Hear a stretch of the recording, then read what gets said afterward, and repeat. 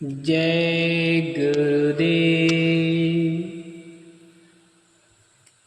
बहुत से लोग हैं कि भजन पर बैठे और नींद आ गई, फिर कहने लगे कि कल करेंगे और कल भी नहीं बना तो छोड़ देते हैं और कहते हैं कि कल करेंगे, आज और कल में समय बीत गया।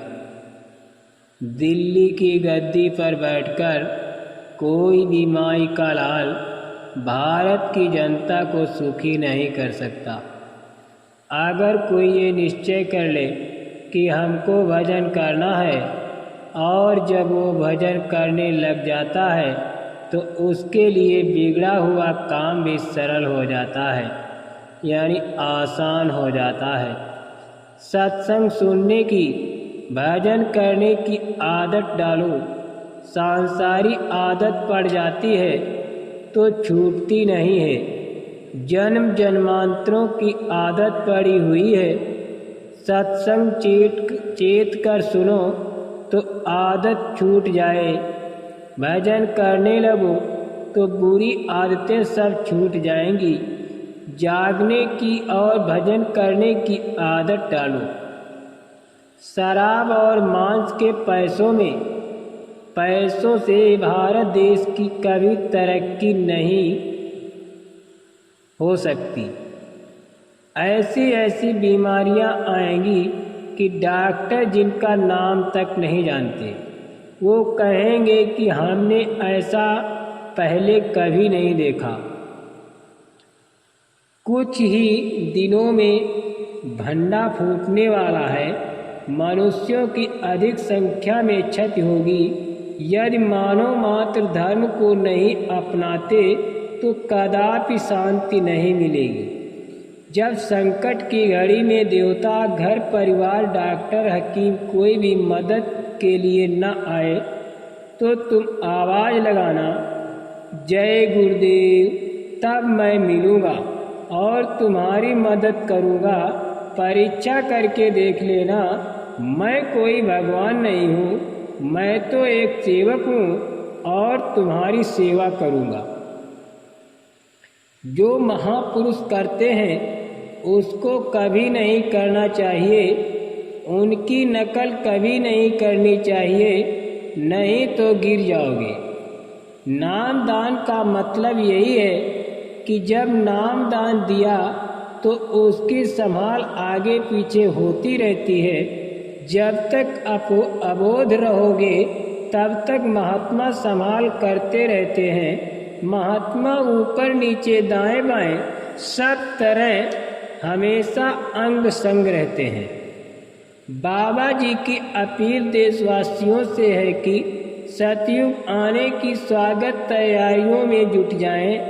अच्छी बातों को करना सीखें, अच्छे समाज का निर्माण करें। सतयुग आएगा।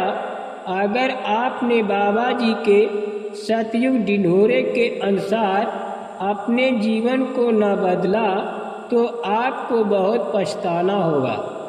कुदरत के अपने हाथ में डंडा उठा लिया है और वो आपको चेतावनी दे रही है, आप संभल जाएं, नहीं तो कुदरत आपकी अक्ल को ठिकाने लगा देगी। बच्चा जो अपनी इच्छा से टाट उतार दे और अपनी इच्छा से टाट पहन ले, उस पर कभी भरोसा नहीं करना। वो भविष्य में कोई बहुत बड़ा धोखा दे सकता है। अगर तुमको गलत काम करना है तो ये टाट उतार कर रख दो, नहीं तो बहुत बड़ी सजा मिलेगा। अभी तो किसी को सच पूछा जाए तो परमार्थ की चाह नहीं है और न किसी को अपने आत्म कल्याण की चाह है। ये तो मैंने सबको घेर घार कर परमार्थ की इच्छा पैदा की है। अभी तो सबको धन कमाने की इच्छा है, दुनिया भोगने की इच्छा है। मैंने कई साल पहले कहा था कि ऐसे रोग होंगे जिनका इलाज नहीं रहेगा, मैं फिर आपको बताना चाहता हूँ, आगाह करता हूँ कि अभी आपने बीमारियाँ देखी ही नहीं हैं। ऐसी ऐसी बीमारियाँ आवेंगी कि अच्छे अच्छे डॉक्टर दूर से ही देखकर कह देंगे कि ये मेरे बस की बात नहीं है, कहीं और ले जाओ। जब दिन में सियार बोले, रात में कौवे बोले, बिल्ली अपने बच्चे को लेकर गांव से चली जाए तो समझ लेना कि बहुत बड़ी आपदा आने वाली है और वो किसी न किसी को अवश्य दिखाई दे जाएगी। आपको जब से ये इशारा मिल जाए तो फौरन गांव खाली कर देना, सामान निकाल सकना तो निकाल लेना, नहीं तो छोड़कर चले जाना।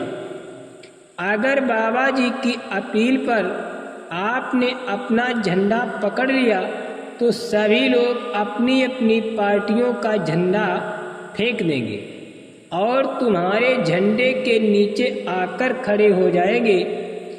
अगर आप अपना झंडा पकड़ लो तो देखोगे कि सब अपने झंडे ना फेंक दें तो बाबा जी को बाबा जी मत कहना। आगे ऐसा समय आ रहा है कि तुम्हारे जितने वाहन हैं सब एक लाइन में खड़े हो जाएंगे। तुम्हारा घरों से निकलना मुश्किल हो जाएगा। प्रकृति ऐसा तमाचा मारेगी कि सबकी बुद्धि फेल हो जाएगी। आपको पता है कि आगे क्या होने वाला है। आपको किसी को मालूम है कि आगे क्या विपदा आने वाली है? अभी तो उसका आपको इशारा भी नहीं मालूम, लेकिन जब फंस जाओगे सबकी दाढ़ी जलने लगेगी, आग लग जाएगी, तो ये होगा कि तू आकर मेरी बुझा दे, तू आकर मेरी बुझा दे। जब उसकी बुझेगी तभी तो तुम्हारी आकर बुझाएगा। वो तो वहाँ अब सबकी दाढ़ी में आग लग गई, अब उसको बुझाए कौन? ये तो दृश्य दिखाई दे रहा है। हमने तो अपनी जगह पर सत्य ही उच्चारण किया है। हमने ऐसा कोई भी शब्द नहीं कहा जिससे किसी को भ्रम पैदा हो। अभी आपने महंगाई नहीं देखी, ना तो बीमारी देखी, ना तो अभी तक कोलाहल कोहराम देखा। ये सब आगे आ रहा है।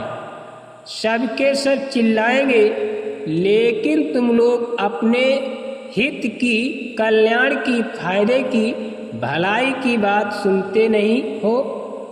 जब घटना हो जाती है तो तुम्हारे पास बचाव का कोई उपाय नहीं है। किसी तरह का कोई आदमी कह दे कि इस गांव में बाढ़ आ जाएगी तो अपने सामान को छत पर रख देना, तो उसकी बात ध्यान से ये समझना चाहिए। तो कहा कि अच्छा देखा जाएगा। नीचे सामान रखा, बच्चे भी सो रहे, जानवर भी नहीं नीचे बंधे हुए हैं, तो बाढ़ आई, जान बचाकर भगे। बच्चे बह गए, जानवर भी पानी में डूब गए। तो ये समझने की चीज़ है, जो आपने कर्म किया है उसका फल तो भोगना ही होगा। पीछे से मौत से जग डरता है। भक्त चाहता है कि अभी शरीर छूट जाए और सूरत अपने मालिक को पाले। दुनियादार मौत से डरते हैं। मौत का खौफ ऐसा ही है, वो तो आना ही है। चाहे तूफान बनकर आ जाए, हवा बनकर आ जाए या पानी से आ जाए, आना तो है ही है। इसलिए आप ये सोचते रहो कि जो दिन पहले के थे वो अब कहीं नहीं। और जो अब हैं वो आगे नहीं रहेंगे। समय निकलता चला जाएगा, इसलिए जो वक्त मिला है उसमें भजन कर लो, जीवात्मा को जगा लो। अंतर साधना में देववाणियों को छाटते रहो। जो शब्द बताया है उसे पकड़ो, उसमें लय हो जाओ और ऊपर चढ़ जाओ, इसमें मिल जाओ। वहाँ पर प्रकाश ही प्रकाश है, वो लोक ही प्रकाशमान है। वहाँ पहुँचोगे तो सब कुछ दिखाई देता है। वहाँ सुबह नहीं शाम नहीं, शब्द को पकड़ोगे तो सूरत को एक बार में ही ऊपर खींच देगा। इस नश्वर संसार का कोई सामान तुम्हारे साथ नहीं जाएगा। जीवन में जो कुछ भी कमाया सब चिता पर जलकर खाक हो जाएगा। जय गुरुदेव।